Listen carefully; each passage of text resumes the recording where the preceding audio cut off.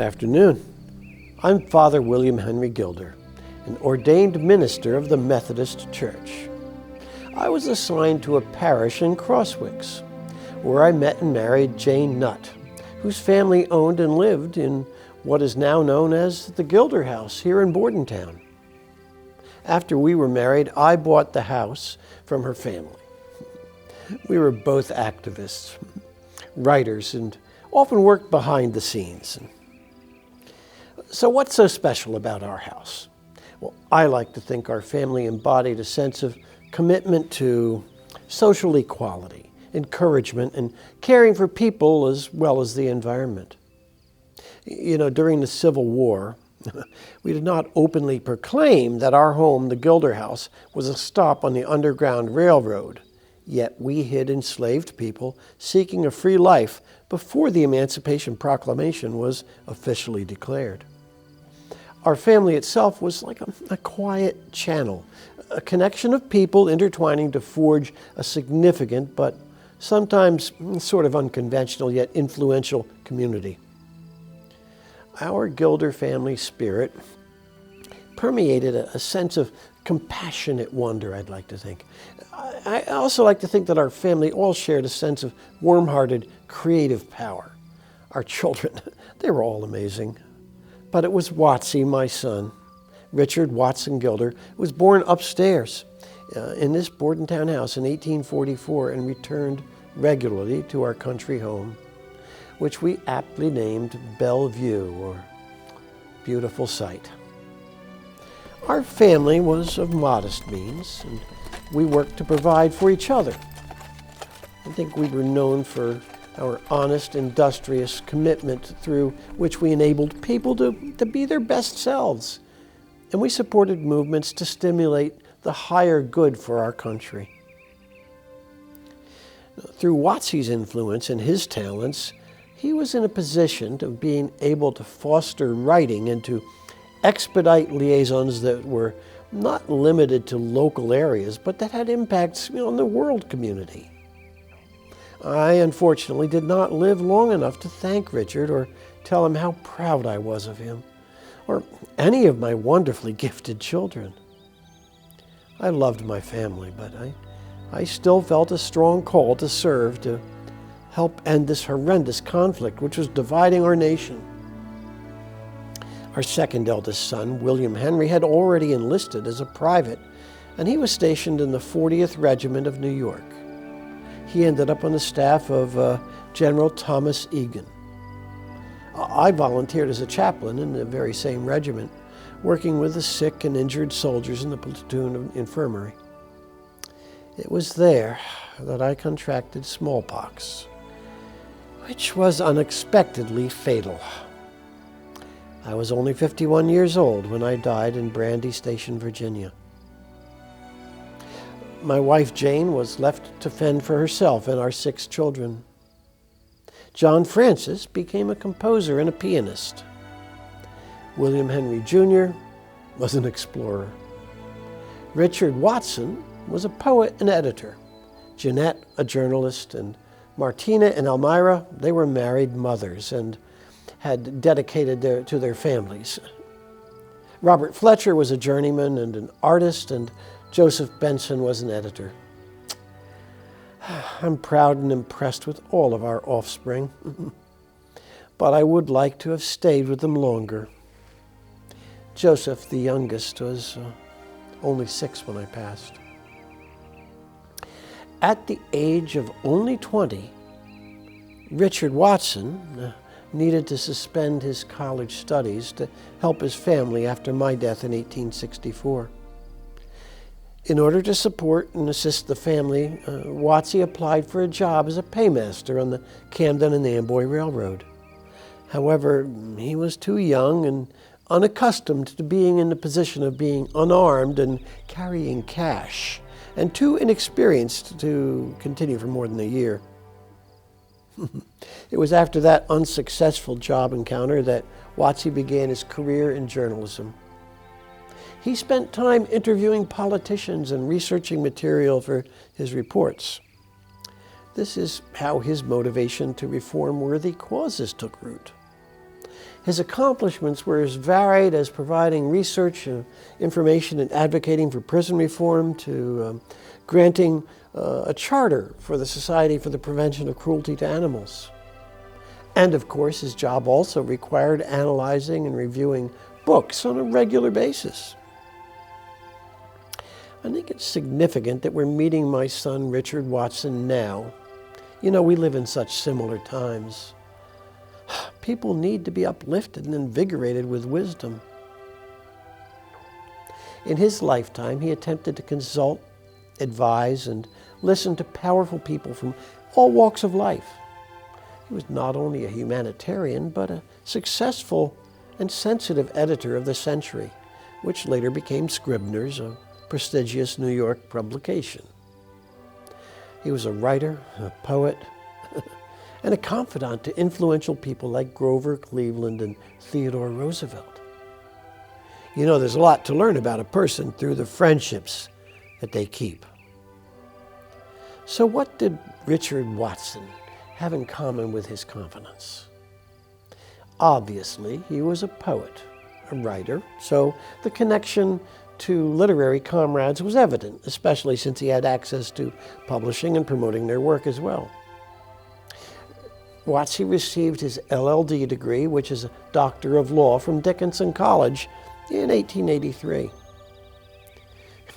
His friends, Ralph Waldo Emerson and Walt Whitman, were prominent in the Transcendental movement to promote the concept of individualism, idealism, and the divinity of nature. But that was just the beginning. He founded the Newark Morning Register, where he was editor, publisher, marketer, and opinion columnist. His column, The Old Cabinet, referred to an 8-foot-high mahogany cabinet owned by his great-grandfather and given to him by his dear Aunt Maria. He was the founder of the Anti-Spoils League and a co-founder of the International Copyright League, the Authors Club, and the Society of American Architects, just to name some of his more diversified accomplishments. Though Watson's writing was not part of the fireside poets, he was always in that arena. These are the only poets of that time that rivaled the popularity of British poets like Wordsworth and Coleridge. Watson was constantly seeking to elevate the people in his neighborhood through his circle of friends. You know, life was not easy in those times. Watson was very instrumental in the encouragement of artists, poets, and people seeking positive change to have an impact on everyday lives. I'm so grateful that my Gilder family were all striving to take people to a more positive level through art and poetry and involvement with the environment. They were committed to every aspect of the vitalization of these values. From the friendships Richard nurtured, it can be deduced the qualities he identified with as a person. The network of presidential kinship is more complicated. These include honesty, respect for individual integrity, and a sense of fairness. Richard Watson Gilder, known in my family as Watsy, was my father. Dad was first and foremost a writer. As his daughter, I retrieved letters he wrote throughout his lifetime, even documenting his Civil War efforts in the Battle of Gettysburg. He wrote and he wrote and he wrote. Dad enlisted with the 1st Philadelphia Battery under Captain James Parker Landis. Since he was only 19 years old, he needed parental consent to join the war effort. My grandfather was away with the Army of the Potomac, and my grandmother was not easy to convince to sign the permit. But she did sign, under the premise that this particular battalion, composed of lawyers and professional men, would be delivering field fortifications rather than participate in artillery. My father had become a member of the cadet militia in Bordentown and enjoyed the military interaction. He wrote us recollections of his compatriots, hurriedly working at night, after digging to add depth to the trenches and height to the walls of the battlefields. It was the Gettysburg summer. There was great excitement in Philadelphia at the approach of the rebels. There was a great commotion, and it seemed to me a good time to go to war. I was underage, but 19, and I could not go without the written permission of my parents. My father was serving with the Army of the Potomac, and my mother was induced to consent to my going because I had convinced her that the battery to which I desired to enlist, namely the 1st Philadelphia Artillery commanded by Captain Landis, would build fortifications rather than be in the field. My mother was loath to sign the permit, but finally consented. The date of my enrollment was June 24th, 1863.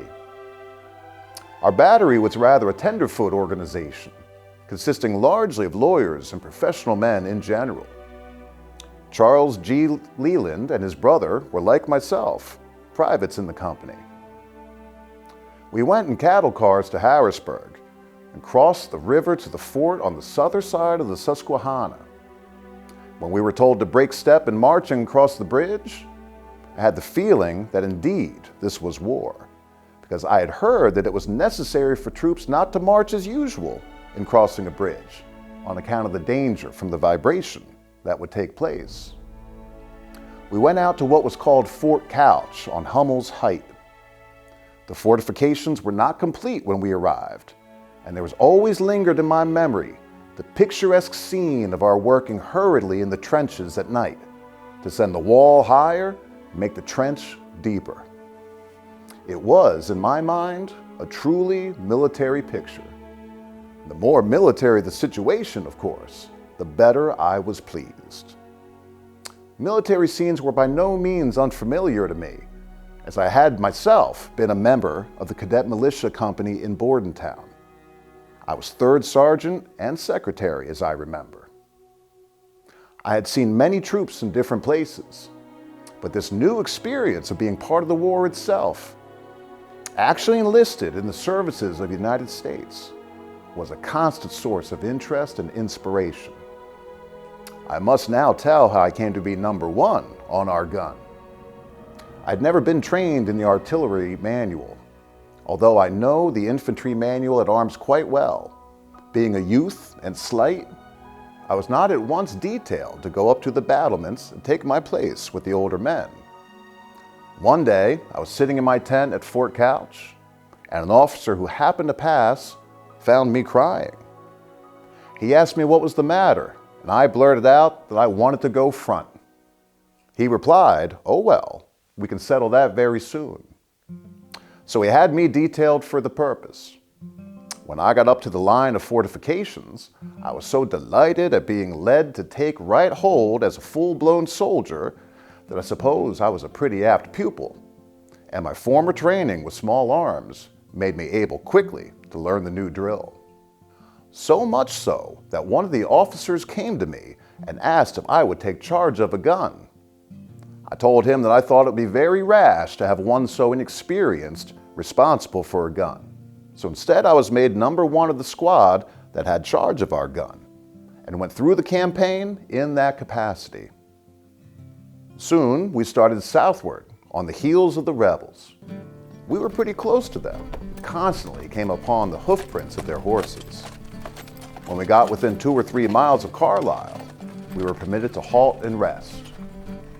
While thus resting, I saw a horseman dash up the road from Carlisle, and in a flash, we were mounted on the caissons and going like mad toward the town. I shall never forget that ride. The springless gun carriages leapt into the air at every bump and rut in the road, and we had to hang on for dear life. Such banging and thumping and tossing I never had before, nor have I known anything like it since. It did not take us long to get into the city, but to our amazement, instead of rebs, we found a coalition in the marketplace. Men and women had turned out to make us welcome. Among the good things to eat were some raw onions. I'd never eaten a whole raw onion before, but they tickled my soldier appetite. Memorable onions, mixed in my mind with burning buildings and exploding shells. While I was quietly munching, I heard a fearful cry. "The rebels are coming up that street." In an instant we had flown, each man to his place.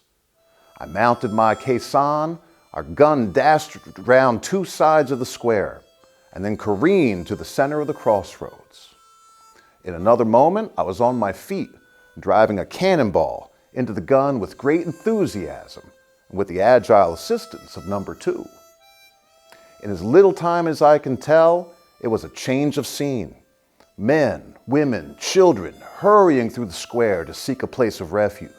Once all the civilians had fled from sight, the rebel shells were flying over our heads. Then a horse and a horseman came up the street blindfolded, carrying the flag of truce. We heard afterward that he had demanded of our general, William F. Smith, known as Baldy Smith, the surrender of the town. And Baldy told him that if they wanted it, they can come and take it. A little longer, and the flag of truce had disappeared. What happened? When we came to Chambersburg, I had time to write several letters, of which I found afterward that a number had been saved, and I gave them here.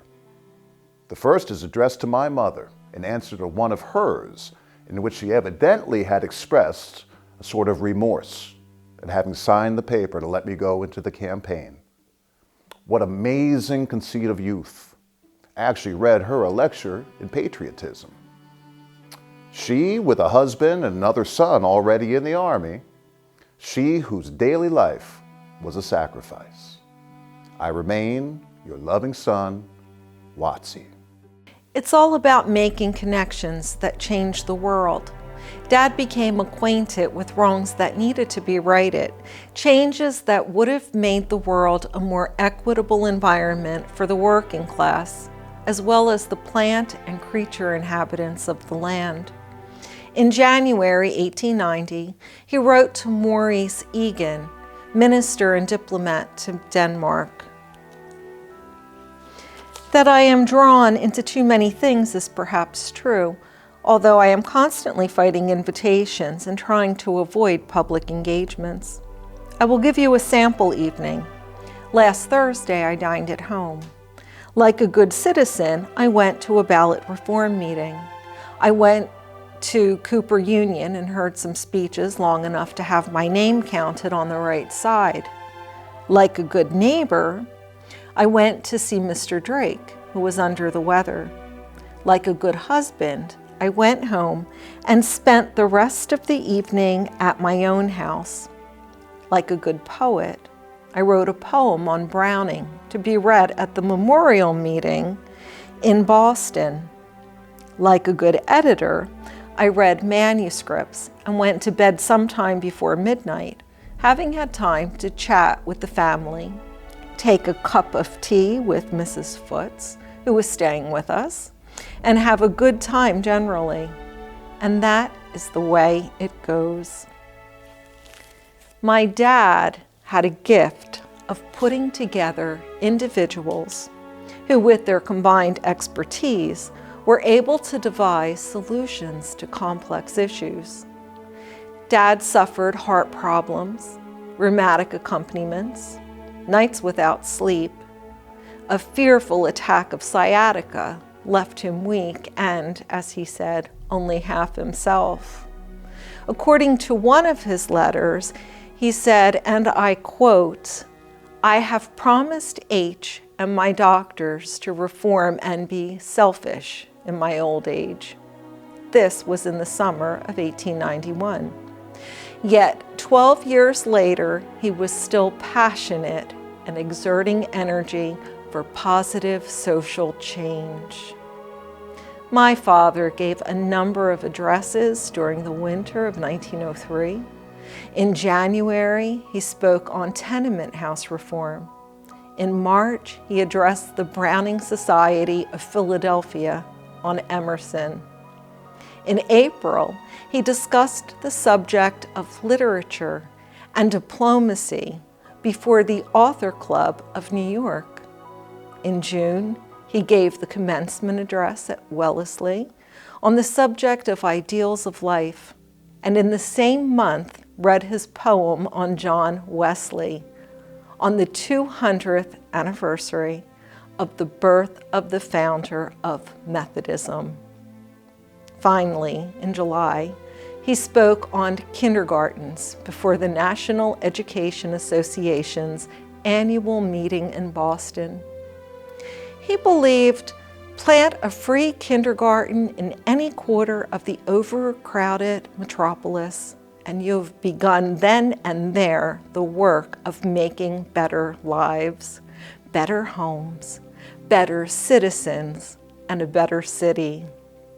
These hurried trips away from his home were stressful. Dad was apparently ill for 2 weeks, suffered a slight heart attack while giving a lecture, but it was not considered serious. He died unexpectedly on November 19th, 1909. He was 65. Upon his death, Theodore Roosevelt wrote about him as, and I quote, "one of the truest, most delightful of friends. He combined courage, idealism, and wholesome common sense. No worthier American citizen has lived during our time," end quote. The confidants of Richard Watson Gilder were artists, writers, environmentalists, political activists. As Gilders, we were all dedicated, versatile, influential, and creative people. We did live in trying times as well. This close community in Bordentown is the resting place of many of our Gilder family members.